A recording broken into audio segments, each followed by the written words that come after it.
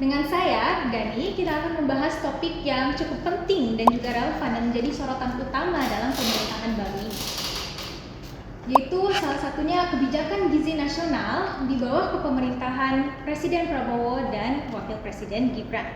Seperti yang sudah kita tahu, status gizi masyarakat ini masih menjadi tantangan yang cukup besar, terutama di daerah-daerah yang tertinggal di mana angka stunting itu cukup tinggi. Dengan visi Indonesia Maju, pemerintah baru ini sudah berencana untuk mengambil langkah strategis untuk memperbaiki kondisi gizi dan kesehatan masyarakat Indonesia. Pada episode kali ini kita akan mengulas terkait kebijakan prioritas pemerintah dalam memastikan akses pangan gizi merata dan menekankan angka malnutrisi serta meningkatkan kesadaran masyarakat terkait pentingnya gizi seimbang. Kali ini kita kedatangan narasumber yang cukup istimewa, yang tidak asing lagi di dunia gizi, yaitu Profesor Dr. Insinyur Ali Hongsan, seorang guru besar pangan dan gizi di IPB sejak tahun 2001. Beliau telah mengajar di IPB selama 20 tahun ya Prof, dan telah menulis lebih dari 350 artikel serta policy brief terkait gizi, pangan dan juga kesehatan. Baik, luar biasa sekali ya kontribusi Prof dalam memajukan ilmu pangan dan gizi. Baik, mari kita sapa saja. Halo Prof, selamat datang. Terima kasih. Alhamdulillah sehat. Ya, terima kasih Prof sudah meluangkan waktu untuk sharing-sharing bersama kita dan juga diskusi pada hari ini ya. Oke, dengan menyambut pelantikan Presiden Prabowo dan Wakil Presiden Gibran Prof, itu ada program yang cukup besar, yaitu salah satu program upaya peningkatan status gizi masyarakat ya. Jadi menurut Prof sendiri, bagaimana kebijakan Presiden Prabowo dan Wakil Presiden Gibran terkait peningkatan status gizi khususnya di daerah-daerah yang tertinggal gitu ya, atau yang tidak terjangkau gitu, apalagi dengan daerah yang status angka stuntingnya itu cukup tinggi. ya, kita harus tahu bahwa sebaran kasus stunting atau prevalensi stunting itu memang beragam antar provinsi, dan dominasi yang tinggi itu adalah di wilayah timur. Ada NTT, NTB, Maluku, dan Papua. Tetapi harus diingat bahwa di wilayah barat pun stunting ada yang tinggi, yaitu di Nangro, Aceh, Darussalam. Nah, oleh karena itu kebijakan yang sudah dijalankan oleh pemerintah sebelumnya itu harus semakin ditingkatkan. Apalagi kita tahu bahwa penurunan stunting tahun 2022 dan 2023 itu penurunannya sangat kecil, dari 21,6% menjadi 21,5%. Berarti hanya turun 0,1%. Nah, oleh karena itu harus ada kebijakan-kebijakan di bidang gizi yang mempunyai daya ungkit yang lebih, sehingga pada tahun 2024 sampai 2025 dan seterusnya itu kita benar-benar bisa menekan stunting sampai kurang dari 20%. Baik Prof, untuk kebijakan-kebijakan itu mungkin salah satu strategi pemerintah itu ada yang sudah disosialisasikan mungkin ya gitu, salah satu program besar yaitu program makan siang gratis gitu ya, atau program makan siang yang bergizi. Menurut Prof sendiri, untuk program ini itu apakah bisa untuk menangani salah satunya menangani masalah gizi yang ada di daerah-daerah tertinggal gitu? Jadi kalau kita melihat persoalan gizi itu pasti terkait dengan asupan gizi yang kurang, sehingga pendekatan yang sekarang akan dipakai oleh pemerintah itu kita kenal sebagai food based approach atau pendekatan pangan untuk mengatasi persoalan gizi. Nah, kemudian Badan Gizi Nasional itu tentu tanggung jawabnya tidak hanya mengatasi persoalan gizi pada anak sekolah, tetapi juga mengatasi persoalan gizi pada ibu hamil, anak-anak balita yang mengalami stunting atau gizi kurang dan gizi buruk, yang itu masuk skop di dalam intervensi yang akan dilakukan oleh Badan Gizi Nasional. Dan ini tentu merupakan PR besar yang harus dipikul oleh Badan Gizi Nasional. Karena apa? Karena selama ini kita mengetahui bahwa persoalan-persoalan gizi ini sudah didekati dengan program-program yang kita sebut program sensitif dan spesifik. Tetapi pendekatan pangan yang kolosal, bersifat massal itu baru kali ini akan dilakukan oleh pemerintah baru Prabowo Gibran. Jadi saya berharap banyak bahwa capaian yang akan dicapai nanti benar-benar mempunyai kemampuan untuk menurunkan persoalan-persoalan gizi dan stunting baik pada anak-anak balita maupun pada usia-usia sekolah selanjutnya. Baik Prof, memang tadi katanya bahwa program gizi yang food based approach ini baru dilakukan pada pemerintahan baru ini ya Prof. Nah, berbicara tentang tadi yang masalah angka stunting cukup tinggi di daerah-daerah yang tertinggal, menurut Prof sendiri bagaimana untuk memastikan akses pangan yang merata Prof? Karena memang food based approach ini cukup rentan ya, apalagi ke kelompok-kelompok yang rentan juga seperti ibu hamil, anak-anak dan juga ibu menyusui gitu. Ya, jadi kalau kita lihat sekarang dengan sasaran lebih dari 80 juta, maka yang penting dilakukan oleh pemerintah adalah bahwa harus ada jaminan bahwa makanan-makanan tersebut sampai pada sasaran. Untuk subjek anak-anak sekolah, maka itu insya Allah masih bisa dilakukan dengan baik. Ya.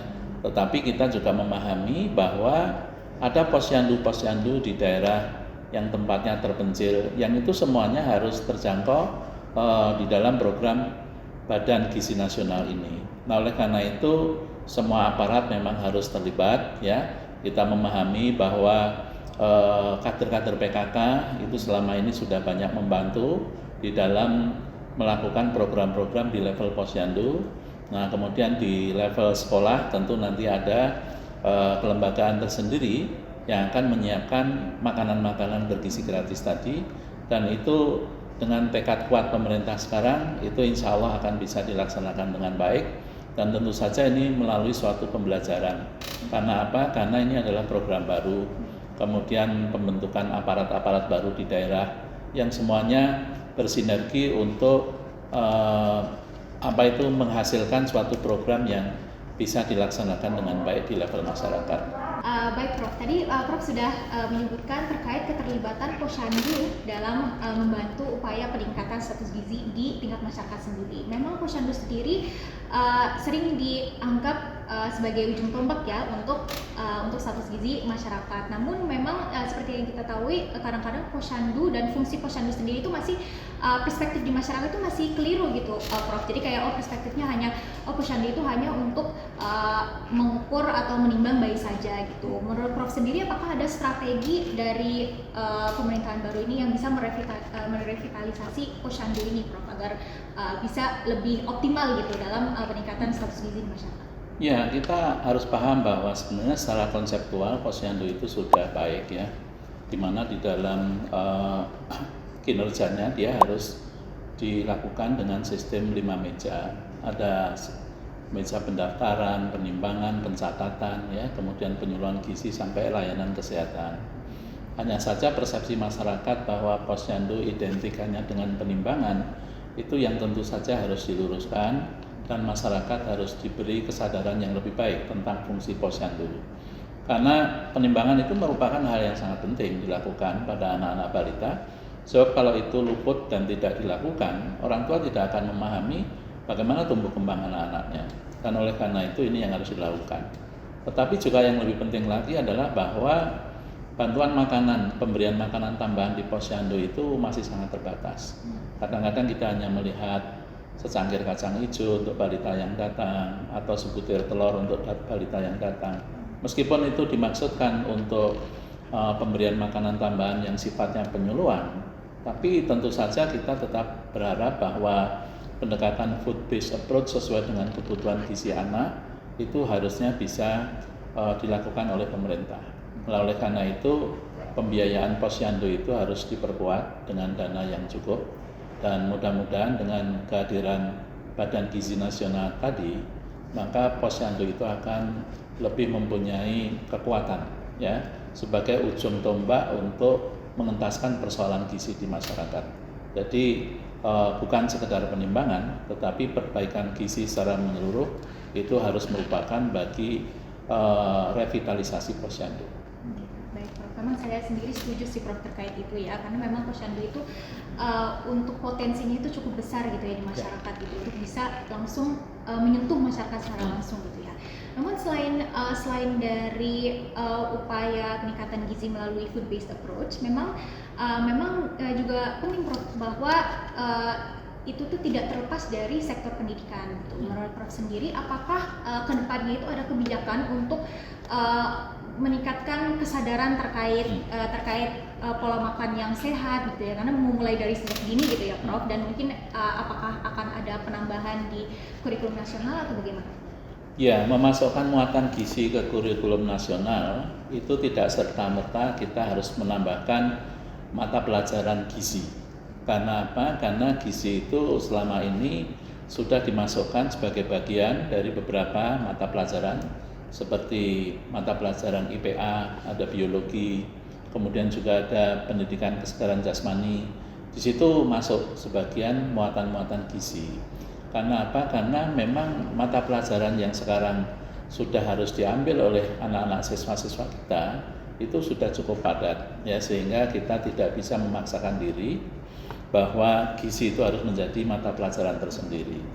Tetapi sebagai muatan tambahan saya kira itu bisa dilakukan. Dan ini tentu saja tidak harus dimulai sejak SD, bahkan sejak usia PAUD ya, kemudian masuk TK, SD, SMP, SMA, muatan-muatan gizi itu harus masuk di dalam beberapa mata pelajaran yang sesuai. Dan ini akan merupakan bagian dari peningkatan kesadaran gizi bagi anak-anak sejak usia dini yang nanti diharapkan mereka di masa yang akan datang itu benar-benar sudah mempunyai kemampuan untuk mengimplementasikan tentang prinsip-prinsip gizi di dalam pembentukan pola makan yang baik dan sehat. Baik, menarik sekali sih Prof ya. Saya juga setuju terkait hal itu gitu ya, bukan penambahan ya, tapi lebih ke meningkatkan kesadaran untuk anak-anak secara dini tanpa harus menambahkan mata kuliahnya gitu ya, karena sudah mata pelajaran karena sudah cukup banyak gitu ya. Jadi mungkin bisa langsung menggunakan praktis-praktis yang lebih sederhana ya, yang bisa langsung diimplementasikan secara langsung. Mungkin balik lagi terkait program makan bergizi ini ya, yang sasarannya itu cukup luas dengan anggaran yang cukup besar juga ya Prof. Ini juga berkaitan dengan ketahanan pangan nasional gitu ya, mungkin Prof. Dan apakah untuk pemerintahan baru ini menurut Prof sendiri ada kebijakan untuk mengurangi ketergantungan impor pangan gitu, karena mengingat ini banyak banget mulut yang harus diberikan gitu ya, harus dikasih makan gratis gitu, untuk mengurangi impor pangan dan juga konsumsi pangan lokal itu ditingkatkan gitu. Ya, ini termasuk salah satu yang mungkin harus diperhatikan ya di dalam program makan bergizi gratis, bahwa harus ada pengutamaan terhadap produk pangan lokal, dan itu akan menggerakkan sektor pertanian kita, peternakan dan juga perikanan yang sebenarnya sumber dayanya sudah sangat luar biasa di Indonesia, dan kebetulan sekarang ada demand atau permintaan dari Badan Gizi Nasional dengan sasaran yang lebih dari 80 juta orang tadi. Nah, oleh karena itu pemberdayaan sistem pertanian, peternakan dan perikanan itu juga saya kira harus segera dilakukan. Karena kalau program ini berjalan tahun 2025, maka tentu saja permintaan akan produk-produk pertanian tadi juga akan semakin bertambah. Dan tentu saja di dalam kita memahami tentang ketahanan pangan ya, import itu sesuatu yang seringkali memang harus terjadi ketika terjadi shortage atau keterbatasan di dalam produk pertanian kita.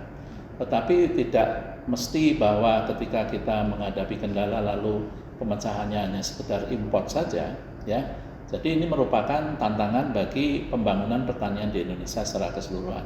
Ya, karena sebenarnya sudah bisa dihitung berapa kebutuhan buah-buahan, sayuran, kemudian juga beras atau sereal yang lain yang akan dilibatkan di dalam program makan bergizi gratis ini. Jadi saya kira sektor pertanian harus bisa menjawab kebutuhan-kebutuhan yang sangat banyak ini. Jangan sampai program ini sudah mau berjalan tetapi kita kesulitan di dalam menyediakan pangan-pangan lokal yang itu sudah sangat digaungkan untuk dimanfaatkan ya. Jadi tidak berarti kita anti import ya, import nanti selalu akan terjadi, tetapi tentu saja produk-produk lokal itu yang harus lebih diutamakan. betul sekali sih Prof. Saya juga itu cukup menarik ya untuk sektor pertanian di Indonesia juga memang potensinya itu sangat besar, namun memang kurang diberdayakan gitu. Mungkin berbicara tentang sektor pertanian, salah satu hambatan mungkin ya tantangan dalam tadi Prof bilang sendiri bahwa memang harus ketersediaannya itu memang ada gitu, cuma cara sistem distribusinya mungkin ya yang harus diperbaiki gitu ya. Mungkin kalau untuk rantai pemasok makanan sendiri kan itu dimulai dari petani-petani kecil gitu ya Prof, dan mungkin sampai sekarang itu masih banyak yang belum diberdayakan gitu. Jadi memang memang untuk demand dari produk pertanian sendiri itu meningkat, namun dari merekanya itu tetap tertekan gitu dan tidak diberdayakan atau tidak disupport gitu dari pemerintah sendiri. Menurut Prof sendiri apakah ada rencana kedepannya atau mungkin strategi untuk bisa memberdayakan petani-petani kecil ini Prof? Jadi kalau saya melihat terkait dengan program makan bergizi gratis, itu sebenarnya mendekatkan permintaan terhadap produsen pertanian. Ya, karena apa? Karena permintaannya di wilayah itu, dan di wilayah itu juga diharapkan bisa menyediakan pangan-pangan lokal tadi, maka petani-petani setempat itu seyogyanya bisa memenuhi permintaan tadi. Tetapi tidak berarti bahwa pertanian setempat itu harus bisa menjawab semua kebutuhan. Karena apa? Karena produk pertanian itu ada yang sifatnya lokal spesifik tergantung pada iklim, ya. Jadi kalau misalnya pengadaan susu itu adanya di mana? Susu itu adanya di wilayah-wilayah yang dingin, ya. Tetapi ketika kemudian dia sudah diangkut oleh industri dan kemudian industri itu ada di mana saja bisa berada, nah itu distribusinya pasti bisa dilakukan dengan baik, ya. Tetapi kalau kita bicara misalnya untuk pertanian jeruk itu tumbuhnya di mana? Ada wilayah-wilayah tertentu yang tidak bisa menghasilkan jeruk. Oleh karena itu pertanian lokal itu harus didorong supaya bisa menghasilkan buah-buahan yang dikehendaki di dalam program makan bergizi gratis tadi dan tidak begitu banyak tergantung pada musim atau iklim. Jadi kalau saya melihat sebenarnya buah-buahan yang potensial itu adalah pepaya atau pisang yang bisa tumbuh pada berbagai iklim ataupun musim. Ini adalah yang paling potensial. Tetapi kalau jeruk itu mungkin menghendaki tinggi tertentu, ya, ketinggian wilayah tertentu, demikian pula untuk buah-buahan lain. Jadi saya berharap bahwa mereka-mereka yang di daerah itu benar-benar menyesuaikan ya antara menu yang akan disajikan dengan produksi pertanian lokal setempat. Karena penurunan stunting itu mungkin hanya sekitar 1-2% per tahun, ya. Oleh karena itu kalau nanti pemerintahan Prabowo Gibran ini bisa melaksanakan program-program gizi yang lebih intensif, maka saya kira target 14% itu bisa tercapai.